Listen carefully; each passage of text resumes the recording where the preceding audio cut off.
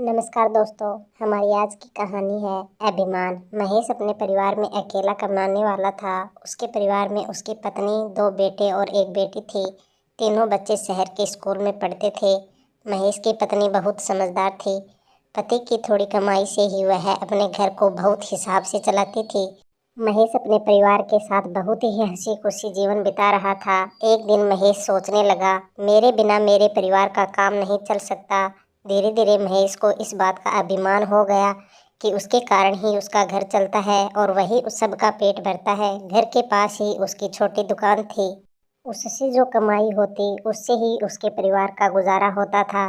चूँकि कमाने वाला वह अकेला था तो उसे लगता था कि उसके बगैर कुछ नहीं होगा, इसलिए वह अब लोगों के आगे डींगे मारता।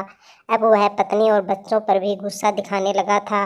एक दिन महेश के पड़ोसी गुप्ता जी ने उससे कहा, मैं एक सत्संग में जा रहा हूँ, क्या तुम मेरे साथ चलोगे? महेश ने हामी भरते हुए साथ चलने की इच्छा जताई और गुप्ता जी के साथ सत्संग में पहुँच गया। वहाँ पर एक ज्ञानी संत आए हुए थे और वह सबसे कह रहे थे, इस जीवन में किसी के बिना किसी का काम नहीं रुकता। जाने वाला दुनिया से चला जाता है, परंतु दुनिया अपने हिसाब से चलती रहती है। यह अभिमान व्यर्थ है कि मेरे बिना परिवार और समाज ठहर जाएगा।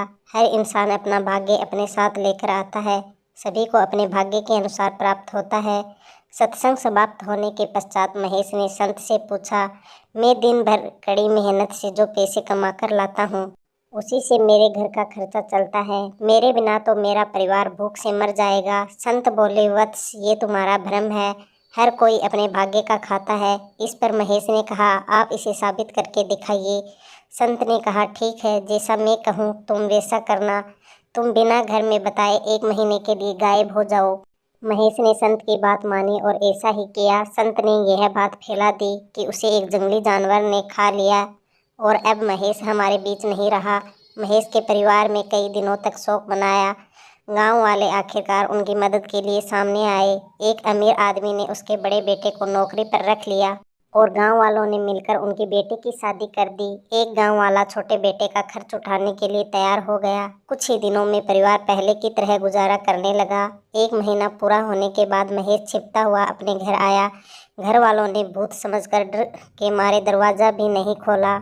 जब वह बहुत गिड़गिड़ाया और उसने सारी बातें बताई तो उसकी पत्नी ने अंदर से ही जवाब दिया, चले जाइए यहाँ से, अब हमें तुम्हारी ज़रूरत नहीं है। अब हम पहले से ज़्यादा सुखी हैं। पत्नी का ऐसा जवाब सुनकर महेश का सारा अभिमान उतर चुका था। यह संसार किसी के लिए नहीं रुकता। यहाँ सभी के बिना काम चल सकता है, इसलिए अभिमान करना व्यर्थ है। तो दोस्तों, हमारी आज की कहानी कैसी लगी? अगर कहानी पसंद आई है तो लाइक, कमेंट, शेयर और चैनल को सब्सक्राइब ज़रूर कर लीजिएगा।